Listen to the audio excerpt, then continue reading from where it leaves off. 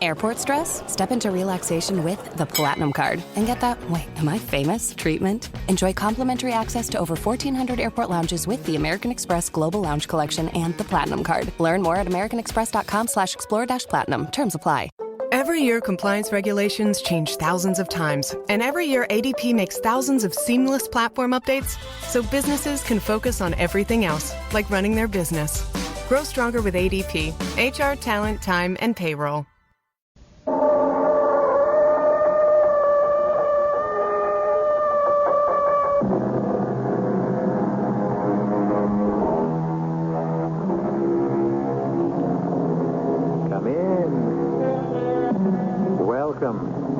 I'm E.G. Marshall. We all have fantasies. Some even try to live them out. And some, in spite of themselves, have them lived out for them. Dark, light, pleasant, terrifying. Let the human mind rest, and in sleep or in daydreaming, some fantasy, somewhere, sometime, is bound to take shape. Pleasant or unpleasant. Few of them come true, but every now and again... Come on, Mervyn, you're not soaring. Keep your voice down, dummy. This ain't the garage. Hey, you bet like I told you. I didn't have the guts to go all the way. Oh, that's great. You just handed me the original horse laugh. I told all the other horses how I laid a 7-horse parlay on you that couldn't lose. And you let me down.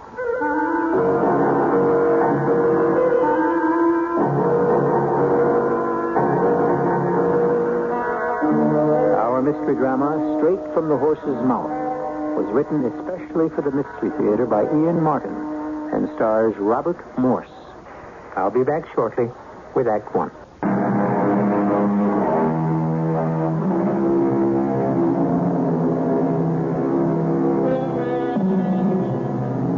Life is a cycle, and a cycle is a wheel. And if the wheel turns often enough, life can be rather dull. It wasn't, for example, notably thrilling for Hubert Purley, bookkeeper for Haskins Machine Screws, Nuts and Bolts Company, a business where even if the books balance all the time, the most sober of citizens, after enough years, may end up with a screw missing himself. Add to that a humdrum life at home, and let Hubert tell you his story himself.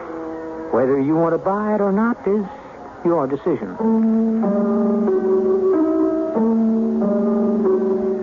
There's a saying in our business. Stay bolted down in it long enough and you're bound to go screwy. I used to laugh at it when I first started in because I thought it was funny. All these years later, I wouldn't be too sure. Anyone who has someone like J.D. Haskins for a boss doesn't come up thinking anything is very fun. Hurley! Oh, damn it, Hurley! Miss Pratt, didn't I? Oh, there you are, Pearlie. Yes, sir, Mr. Haskins. Here I am. Well, come in. Where you been? When you called me, I was there, and I came right to here. Well, where's there? I was checking the inventory. Why? According to the Drisbone Company, they were short several nuts on the last order. Oh, well, they're luckier than I am. On staff here, I have too many. That's quite funny, well, sir. I'm glad you think so, because I don't. Oh, if you don't think so, I don't either. I thought it was a joke, Mr. Haskins. Well, I don't make jokes, Pearlie. Now, you ought to know that by now. I guess I should. Well, I'm going out of town for a few days, and this weekend, to drum up some business so we can all keep body and soul together. I'll be missing a few days till Monday, and I am trusting you to keep your eye on things. Now, I'm leaving things in your hands.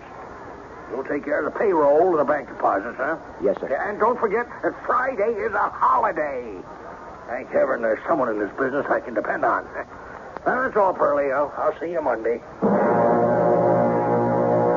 Almost everything Mr. Haskins says is like a threat. Even just, see you Monday. Everybody is in awe of Mr. Haskins. Even our foreman Sid Wenzel. That loudmouth. So he's going to give our ears a rest for a couple of days, huh? Why, Sid, how can you talk that way about Mr. Haskins? You notice I keep my voice low and mellow so it don't carry? You didn't answer my question. Well, just today and tomorrow. Friday is a holiday, remember? Remember? It's the only one around here I remember since last Christmas. Do we get paid? He's authorized me to disperse wages. Never mind the fancy bookkeeper talk. Check or cash? Why, cash, just like always. Okay, now I can relax. Don't forget the combination of the safe now. Don't worry. I wouldn't dare go back to Beatrice without my pay. I was you, I wouldn't dare go back to Beatrice. At all. Ever. Beatrice is my wife. Well, what am I going to say? You got to understand Beatrice to love her. I found out. And her mother, Bertie, that's her mother's name, owns the two-family we live in. It's in Astoria. It's a semi-detached. I don't know why they call it that, since it's right in the middle of the whole block, and you have to drive around the ends down a very narrow driveway to get to the garage, if you got a car, which we don't. Bertie lives down, and we're up. Who's that? I got a shotgun here. Don't you come anywhere near. It's all right, Bertie. It's just me. Eh? Who's me? Hubert. Oh, you. Who are you expecting, Jessie Jane? Oh, well, no call to make fun of a suffering woman. Oh, what's wrong, Ma? Oh, I got this sharp pain running across my back. I just got no strength anymore. Oh, that's too bad. What are you reading? Oh, just glancing through my poor husband's old books. Oh, that's his veterinarian encyclopedia. Some of it's real interesting. More than I ever thought about him. Maybe a little too interesting. What does that mean? From what you told me about your symptoms, looks like you might be coming down with a hog cholera. Hog cholera? Well, what do you mean, Hubert? A person can't come down with something that infects a pig. I don't know what made me say it. Yes, I do. But I shouldn't have. Still, I'm not sorry. Let her stew in her own juice for once. I had worse things to face. I was home, but I was late, and Beatrice was waiting. Where have you been? Just coming home. You're late. Yeah, not very. Well, just as well. Aren't you glad to see me? Sure, I will be if the pot roast isn't stuck. Sit down, we'll eat. Couldn't I just wash my hands? Why? You got that ink on them again? No, I just have to go to the bathroom. Oh, all right. You got to understand, Bee. She gets impatient because she shouldn't really have married me. I mean, I'm not successful or anything. I wanted to be a CPA, but my father died, so I went to work and ended up a bookkeeper for Haskins Machine Screws, Nuts, and Bolts. I knew I wasn't going anywhere. So did Bee. The only difference was I was ready to settle. She wasn't. So it's like a high school reunion up in Syracuse this weekend, seeing it's a holiday. And I saved up, and I'm going to go. Oh, that's fine, Bee. It's good pot roast. Tastes like it stuck to the pot. Well, we had to wait for Hubert. So did the potatoes. Oh, hush, Ma. It's not that bad. Now, listen. You get home on time Thursday night with your pay because I got to leave first thing in the morning, and I'll need the cash. Sure. When will you be back? Maybe never. You're kidding. Why? You like that? Oh, no. So, okay. Now, be a good boy, and you have nothing to worry about. I wish I could go with you. To a girls' reunion? That's why he wishes. Oh, hush, Ma. Now, honey, you know we got over 1,000 saved up in my bank account. We'll take a vacation soon, the two of us. And leave me alone. Oh, stock up on TV dinners. You won't go hungry. Okay, so everyone's paid off. You all ready for the big weekend? After I close the safe. You said your wife was taking off for a couple of days? Yeah, I've got to get right home with my pay. What are you doing the rest of the weekend? You know, I don't play poker. I wasn't thinking of that. Or the horses. They ain't running tomorrow.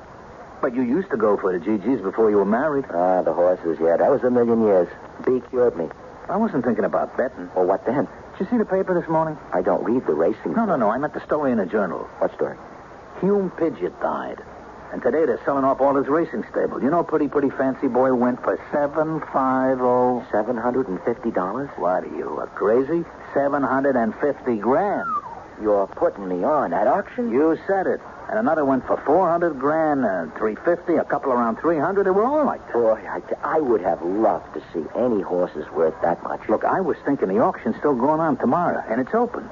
So what do you say you and me, if your old woman is taken off, we go have a couple of beers, watch the fun, and maybe dream a couple of dreams. Oh, what dreams? Like you and me could put in a bid and maybe beat the game the way us small guys never do. What's that mean? Well, look, we can pretend maybe that we bid in on some filly, or some 2-year-old.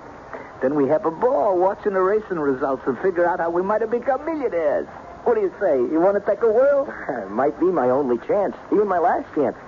Where's the auction? Bill Chase Park. I'll meet you at the information booth in the Fleetown bus terminal right after I see B off at 10 in the morning. Go ahead, and go. So, to Mr. Hyam of the Camera Stables, Princess Nefertiti. Out of Princess Stable, back to my Copex Barrel for the amazingly low price of $220,000. Holy cow, $220,000. Yeah, but look at her. Those lines and the way she carries her head. That's a princess. Come on. What do you know from horses' figures? The only figures you know, you're writing a book. A lot you know. I grew up on a farm, and one summer I was an exercise boy for a racing stable. No kidding. No kidding. So how come you never went into handicapping?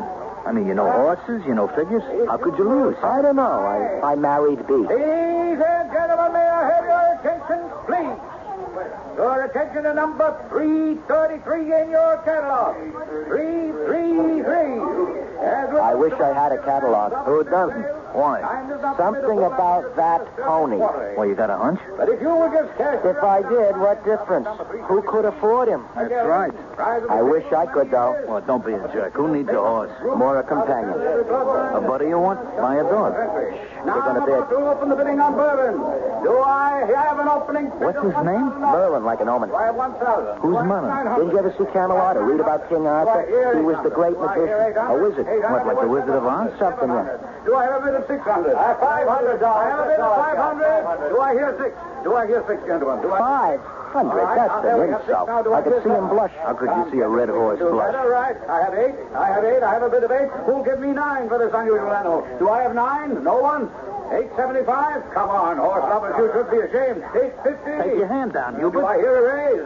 850? Hey, 850. Can't let him go that low. I just can't let him go that low.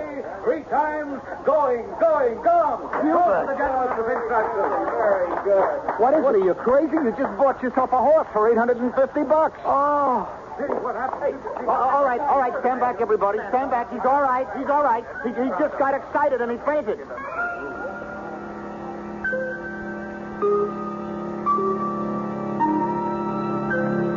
Who of us who have attended auctions have not had that irresistible urge to make a bid just for the vicarious thrill, feeling safe that someone will bid more? And how many of us have had nightmares that it might happen and we would win the bid? I'll return shortly with Act 2.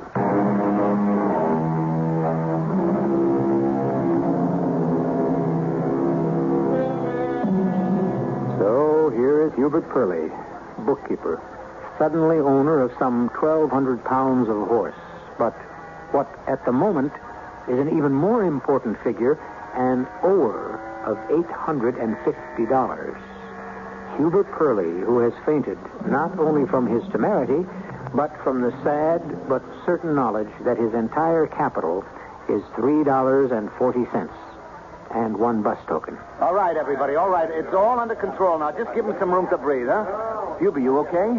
I had a bad dream. What, that you bought a racehorse? How'd you know? Because that's what you did. The guy's leading it over here right now. Oh, no. $850. That was the price. Maybe there's a sales tax yet. I wouldn't know when you buy a horse. How am I going to pay for it? What's B going to say? One thing at a time. You could maybe give him a check. Are you kidding? All I got is $53.74 in the Christmas club. Then I got one answer for you. What? B's gonna say plenty. Where's the guy that bought Mervyn? Who? Oh, you mean Merlin the Wizard? No. I mean Mervyn the stable pony. Oh, yeah. You're the guy. Well, here's your price. They're waiting for you at the auction desk to put up your dough. Wait a minute. What do you mean stable pony? This here, Mervyn. What do you think you were buying? Citation? No, but I thought, I I still want to know what you meant by stable pony. Can't you read a catalog, mister? This is a workhorse. You know, an odds and ends guy, but he is really dependable. Well, that's not what I bid for. Well, maybe not. But, mister, that's what you got. Hey, you trying to Welsh? Oh, no, it isn't that exactly, but see... Wait. Now, let me tell you something. I know Mervyn, and he's worth every penny you paid for him. Now, he may never have had the chance to show any field his heels, but he has bloodlines. I mean, real class. He has? You ain't just a whistling Dixie. Yeah, you got a rig to pull him away? No. Well, you better hot foot down the stringers and hope he has a trailer left to hook onto your car. How much will that cost? How far you going? Just, like in the neighborhood. No sweat. I'll run Mervyn here back to the stables. You get your transport arranged, you get your receipt, and I'll be all ready to help you load him, huh? And let me tell you, mister, for my money, you got a real good buy. Here's money. What am I going to do for... Hey, wait a minute. Sid, I got money. Hold on the fort. I'll be right back. I was clear out of my mind, of course, but suddenly life had thrown a challenge at me and would be out of my hair. Out of town. I wanted to live up to it. Besides, I was stuck. I had bought something for which I had to pay or suffer the consequences. I wasn't stealing Mr. Haskins' money out of the safe. I was only borrowing it. $1,000 to cover buying Mervyn, renting a car, a horse trailer, contingencies. I had that much in the bank. Well, not under my name because I'd given all my money to B. Still, it was my money. I wouldn't worry right at the moment just how I was going to explain what or why. I had spent it on Mervyn.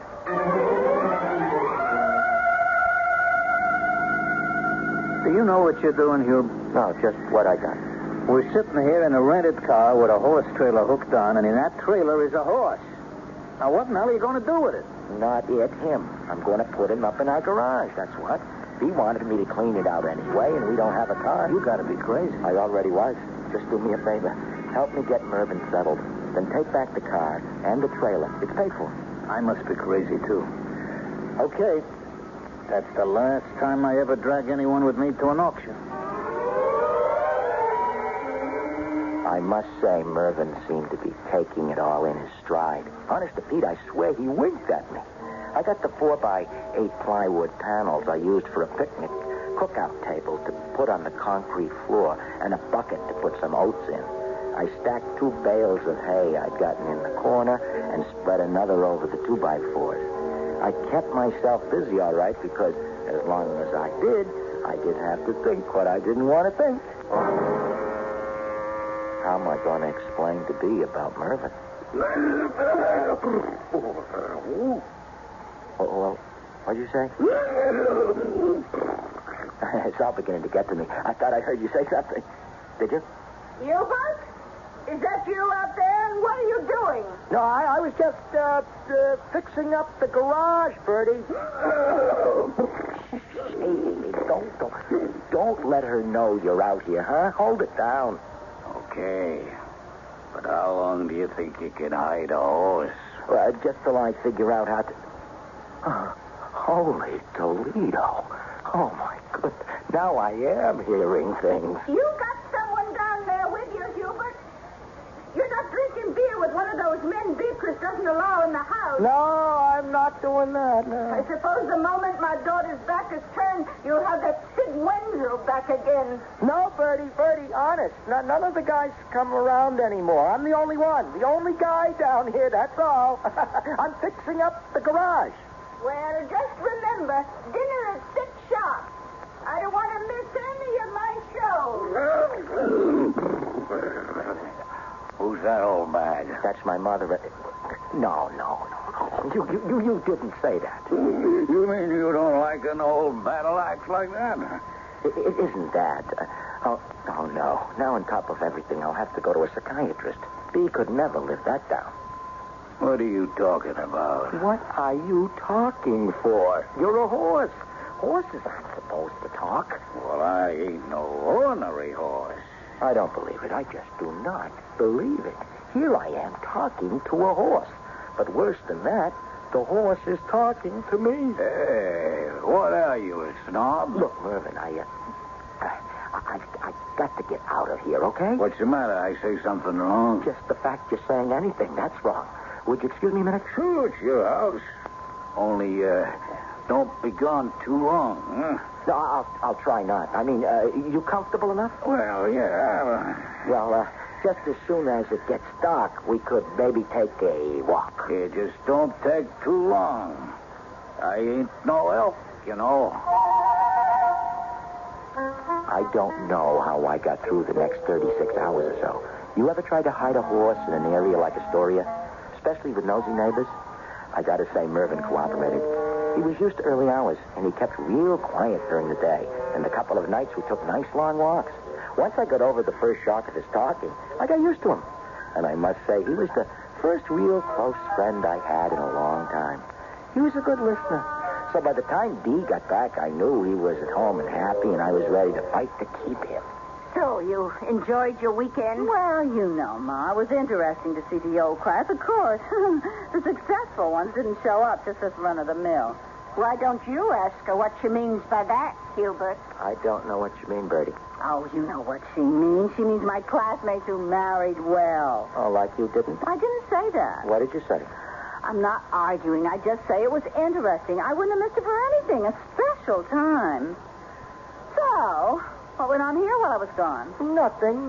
Same as always, more or less. More or less. What does that mean? Ask him. All the comings and goings in the basement. I got to go watch TV. Thanks, Bertie. You don't ever get away with nothing with me around. What'd she mean by that? Well, there's something I have to explain about this weekend. I knew it. You dragged in all that cruddy bunch of friends of yours you used to run around with drinking beer and... Could we just talk about this calmly? Talk? Then maybe I could answer you. Okay. Now, you know how it is with us. I mean, every time I bring my check home, I turn it over to you, right? Right. So? So, it is our money. Yeah, well, I take the money because you don't know how to handle it. For your sake. And I put it in an account where it's safe. From me. What does that mean? Well, it's in your name. I can't write a check. That would be cashed. Well, of course not. That's how I keep it safe. But supposing I needed to write a check on that account or to get some money, how would I get it?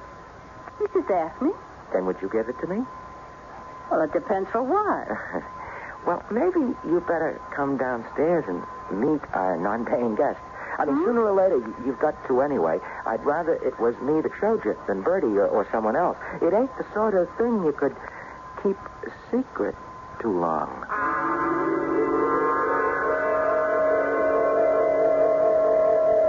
I can't believe my eyes. That's a horse?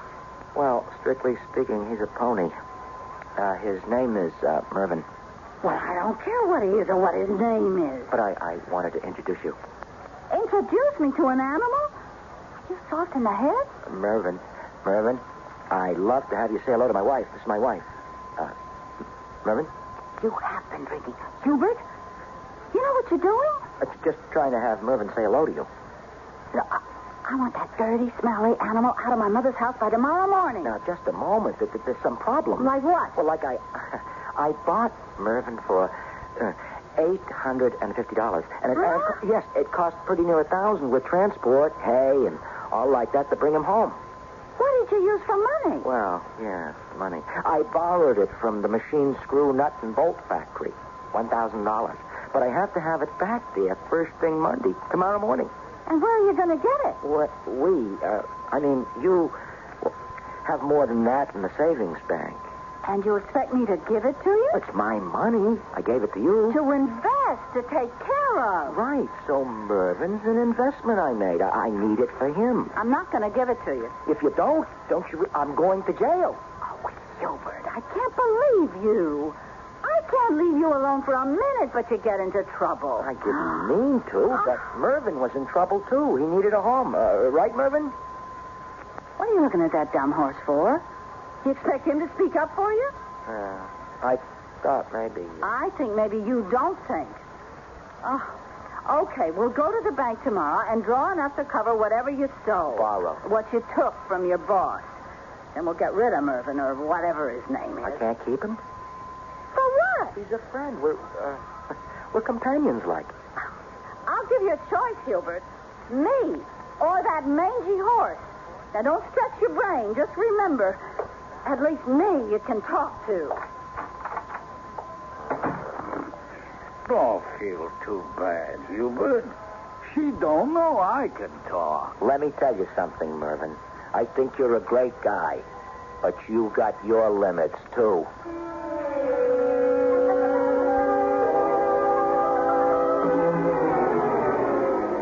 B was as good as her word. We got in the bank early, cashed a check for $1,000, and before Mr. Haskins got in Monday morning, I had the cash back in the safe. I never would have believed it, but the way things were shaping up, that was the least of my problems. Now, what was I going to do about Mervyn? I took the most direct way, and at lunch hour, I went home to lay all the cards on the table. I see a problem. That's no help. I see my problem, too. But what am I going to do about it? Oh, don't look too tough to me. Oh, it doesn't. No, like this here. Now, your mother-in-law owns a house, right? Right. And you don't have no money because your wife glums onto your paycheck every week, right? And I'm not welcome because it costs money to get me, and it'll cost even more to keep me, right? That's right. But supposing I was to become a breadwinner, that I brought in enough dough to keep us all, like we horses say, rolling in clover. Oh, that would be a horse of another color. Yeah, so we got him made. Oh, we do we? How?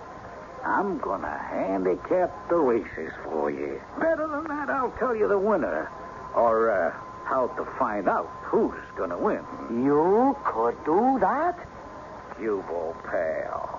How could anyone turn his back on a tip from me, eh? It's straight from the horse's mouth.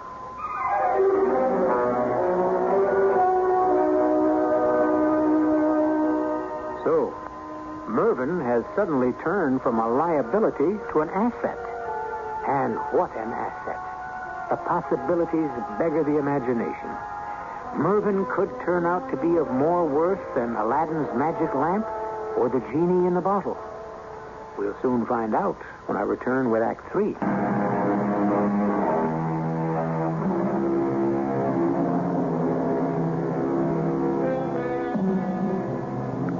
At Mervyn's request, Hubert has sneaked upstairs to find the morning paper, carefully avoiding Bertie's beady eye and his wife's more formidable nose for anything so wildly out of the ordinary as Hubert being home at midday.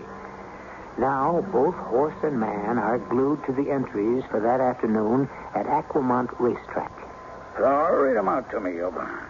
Well, in the first, there's Pug of My Heart. Hot dog, forget him. A Precious and True Blue. She'll be lucky to get out of the gate. Prometheus Flame Torch. The names they call for a pleader. Hide and Go Seek Me. That's your boy. Starts slow, but comes out of the ruck at the half pole, and he'll blow them all down by at least 3 lengths. How much dough have you got? About $3. Holy cow. I mean, you should excuse the expression. What's Hide and Go Seek Me go off at? I beg pardon? What are the odds? Oh, 5 to 1. That'll get you 12. Why did you say this was going to make history? Because to build you any kind of a stake, Hubie boy, you're going to need the 7-horse parlay.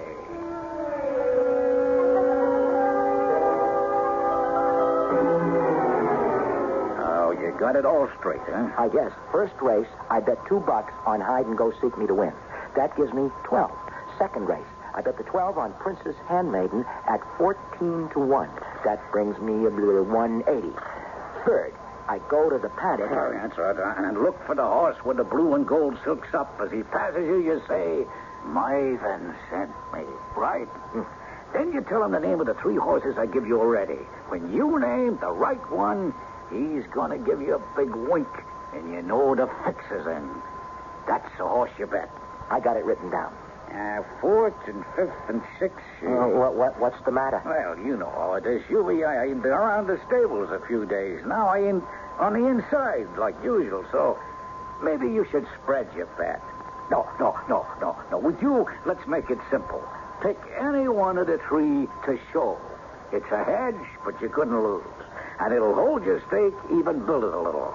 Because for the seventh, I'm giving you a horse couldn't lose even if it fell down at the quarter pole. On 3 legs, it'd still get up and left the field. You sure you know what you're doing, Mervyn? I'm helping you win enough money to become like maybe a millionaire. Supposing I should lose. So what did you blow? A lousy $2. We could start again tomorrow. I left straight for the track, calling in on the way to the office and reporting sick. I was sick.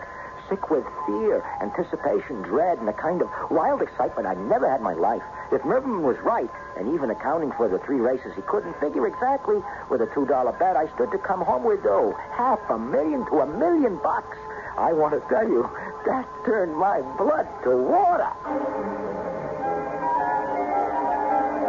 But what would have turned my blood to water is if I had known what was happening back at Astoria while I was making the big fling. For heaven's sake, can't you give a person enough time to... Oh, officer. Something wrong? On a complaint of one of your neighbors. Said neighbor, by constitutional guarantee and local ordinance, not compelled to reveal his or her name, I am here with a plain summons for you, ma'am, to show cause what right you have to maintain livestock on these premises without a permit. You got one? One what? A permit to maintain livestock on these premises. If I don't? You're liable to fine unless you get it out right away. Officer, that's just what I want to do. But how do you get rid of a horse so easy? Well, how did you get hold of it in the first place? Oh, it's a long story. It was my husband's fault. Ah, he owns the G. No. As it happens, I do. I mean, he's in my name. I signed the check to buy him. Then you collect the fine. But I'm the one who wants to get rid of him, only I don't know how. Well, now, maybe you and me could make a deal, lady. I got me a cousin on my wife's side. You wouldn't believe what he does for a living. Well, I don't want to get mixed up in anything against the law. Lady, you're talking to a defender of the law. It's just that my cousin runs a horse and carriage by the Park Hotel. You know, so people could ride old-fashioned lovey-dovey stuff through Central Park. So? So he's got a sick horse, and he's looking to buy a new one. And you don't come by a horse all that easy these days. He lives right down the block. You want him to give your horse the once-over? Oh, well, I don't know. If you could take him off your hands now, I wouldn't have to hand you the summons. It could be a win all around. Why don't you come in, officer, and call your cousin? Maybe he could come right over. Like I say, I didn't know any of this because I was at the track. And after the second horse came in, I called Sid at the factory and told him what was up. I needed moral support. I mean, I was sick with excitement. And when he heard what was going on, he got sick too. And Mr. Haskins was out 2 employees. Sid met me, like I told him, at the $10 window just before the 4th race. Hey, Sid! Sid! Over here. Yeah. Hey, Rube, what do you say, old pal? How's it going? Oh, I can't believe it. Hide and Go Seek Me came in first by 4 lengths. Just like Mervyn said. What'd he pay? 5-1. Whew. I took my $12 and laid it on Princess's Handmaiden on the nose. What were the odds there? They went up. She went off at 15-1. Wow, 12 times 15. 12 times 60. Rest your brain. 666 plus 12, 672. And then what? I held back $2 and rode the 670 on the next horse. And which one was that? That was Sandman Am A-Comin', like Mervyn told me to do. I got that from another horse. How was that again? Hey, the horses are coming out in the track. Oh, still plenty of time to bet. What'd you ask me? I said, how did you get a tip from another horse? Well, the way Mervyn told me to do, I went to the paddock, told this horse, Mervyn sent me, and asked him 3 horses which would win. He gave me Sandman Am A-Comin'. And he won? Well, he was the favorite, 7-5. Wow. So let's see, that gives you, you got 954 plus your bet. That makes 1,086. And you're only on your 3rd leg of a 7-horse parlay. That's why I needed someone for moral support. Why? The next 3 Mervyn couldn't handicap all the way. I mean, I got to bet to show. So?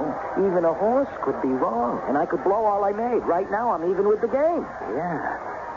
But look, I'm looking here.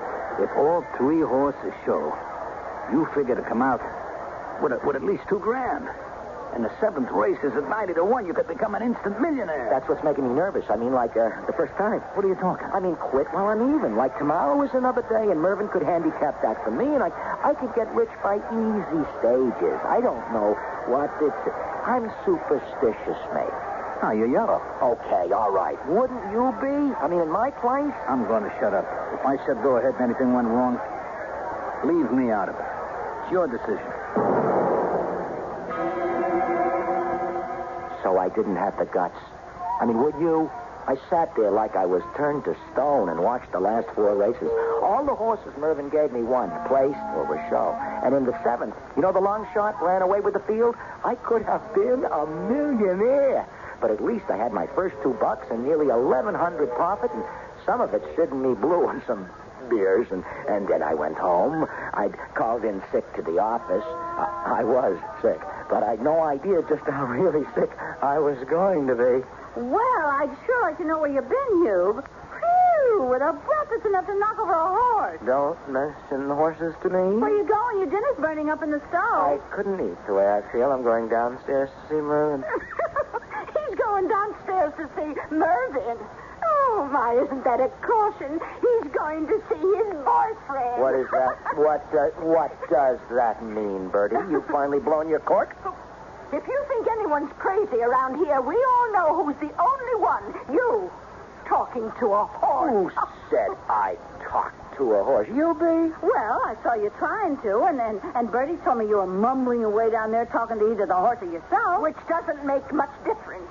Just shows who's crazy and who isn't. For your information, that horse downstairs can talk. And if I'd had the sense to listen to him, we'd all be millionaires right this moment. Look, Huey, maybe you better go to bed. Right to bed, and I'll get you a nice hot drink and call Dr. Schultz. I don't need Dr. Schultz or your advice or Bertie's sarcasm. First off, look, here's $1,000 to put back in the bank.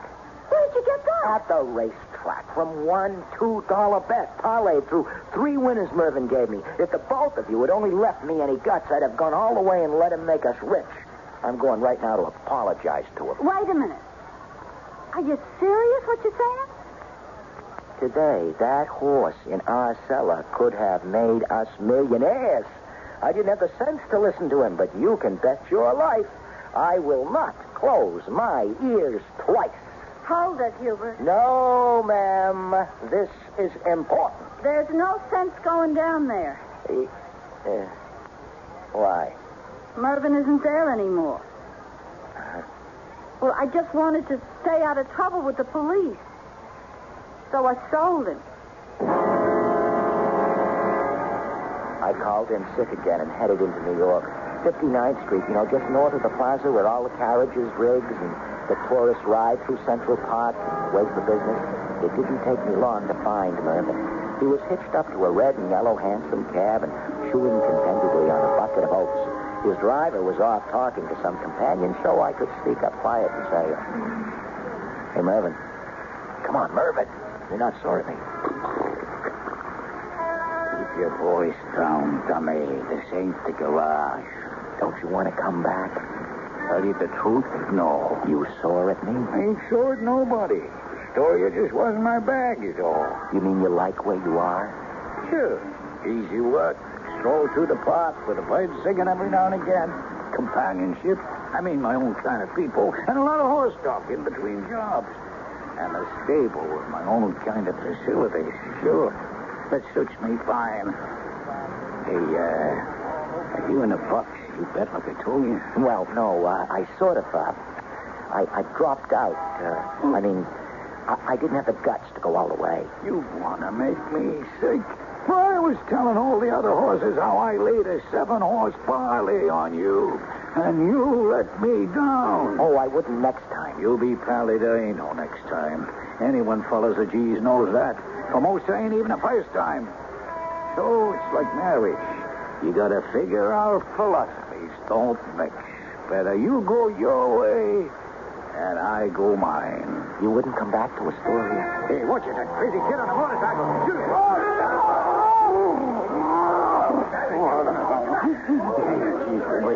I didn't mean to push you so hard. You trip on a curb. Hey, Hubie, you're real cool. You okay, buddy? Buddy. Hubie, you okay? I had a bad dream. What, that you bought a racehorse? Yeah, how'd you know? Because that's what you did. The guy's leading it over here right now. Oh, no, $850. That's right. How am I going to pay for it? What's B going to say? Plenty, I guess. You the guy that bought Mervin? You mean Merlin, the racehorse? No, I mean Mervin, the stable pony. They're waiting at the desk for your dough. Hey, you tried a Welsh? It isn't that. I didn't mean to buy him. You put up your hand on an $850 bid, didn't you? Yeah, but I didn't mean to. If it was a misunderstanding, he'll go to the underbidder before you. But just between you and me, mister, you are making a big mistake. This here horse is worth every cent you bid, and then some. I'll take your word for it, mister, but count me out. It's like I learned my lesson, but good. Any horse I back is the wrong horse.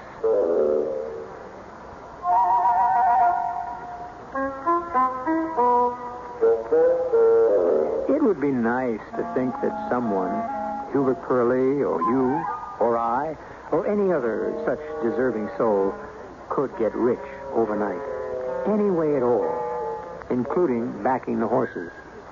But in the calm light of day, we all know that it's only a dream, don't we? So in the end, we'll all find more happiness in forgetting our fantasies than indulging them.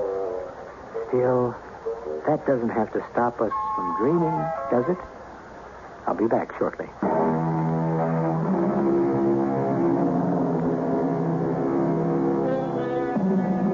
Just by way of a parting thought, 'tis a good horse that never stumbles. Everyone makes mistakes, but it leaves a pleasant taste at the end of this tale that no harm was done. And if you are in New York and are looking for Mervin, he's the one with the top hat and the red geranium behind his left ear. Why don't you try and engage him in conversation? Our cast included Robert Morse, Augusta Dabney, Bryna Rayburn, Ian Martin, Mandel Kramer, and Earl Hammond. The entire production was under the direction of Hyman Brown. This is E.G. Marshall inviting you to return to our Mystery Theater for another adventure in the macabre. Until next time, pleasant dreams.